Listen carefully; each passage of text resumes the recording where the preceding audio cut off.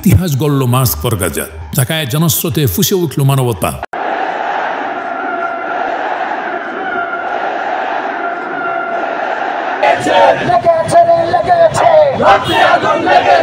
যখন নির্যাতন সীমা ছাড়ায়, তখন প্রতিবাদ আর শুধু প্রতিক্রিয়া থাকে না, তা হয়ে ওঠে মানবতার পক্ষের অনিবার্য চেতনার জাগরণ। 12 এপ্রিল গাজায় চলমান ইসরায়েলি আগ্রাসন ও গণহত্যার বিরুদ্ধে প্রতিবাদের এক ঐতিহাসিক নজির স্থাপন করল বাংলাদেশ।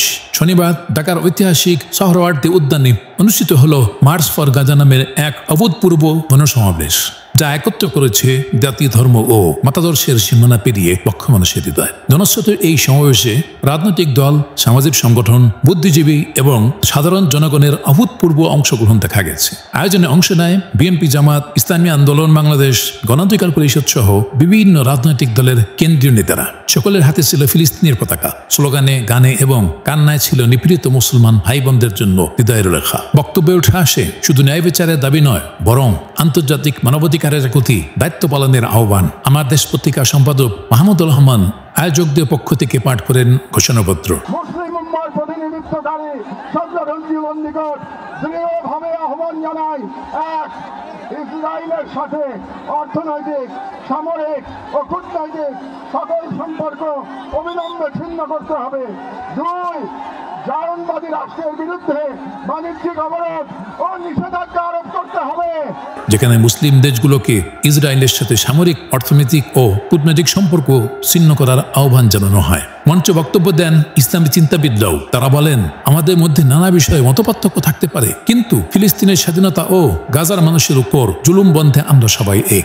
আমাদের মধ্যে বিভিন্ন বিষয়ে চিন্তাগত মতপার্থক্য, ভিন্নতা থাকতে পারে, কিন্তু মাজলুম ফিলিস্তিনিদের স্বাধীনতা, তাদের অধিকার, গাজার মানুষদের বিরুদ্ধে জুলুম বন্ধের দাবিতে আমরা প্রত্যেকটা বাংলাদেশের মানুষ, ধর্ম, বর্ণ নির্বিশেষে আমরা প্রত্যেকে তাদের সাথে সংহতি প্রকাশ করছি।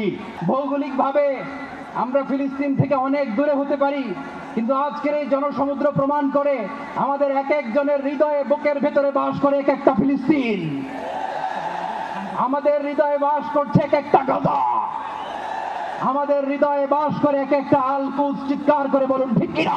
বক্তব্যে সাড়া দেন লাখো উপস্থিত জনতা। তাদের মুখোমুখি ছিল ফিলিস্তিন, ফিলিস্তিন, আল কুদুস, আল কুদুস, আল কুদুস, আল কুদুস। জনস্রোত ছড়িয়ে পড়ে ঢাকা বিশ্ববিদ্যালয়, শাহবাগ এবং রমনা এলাকা জুড়ে।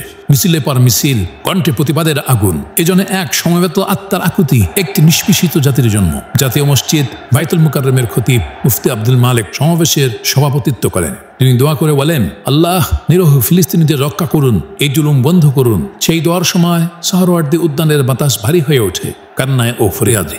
বাংলাদেশের সকল স্তরের সকল জনগণের পক্ষ থেকে, পুরা মুসলিম উম্মতের পক্ষ থেকে প্রতিবাদ, প্রতিবাদ, প্রতিবাদ। ইয়া আল্লাহ, আপনি মেহেরবানি করে কবুল করেন, আপনি কবুল করেন। শিশুদের রক্ষা করেন, নারীদের রক্ষা করেন। ইয়া আল্লাহ, আল আকসা রক্ষা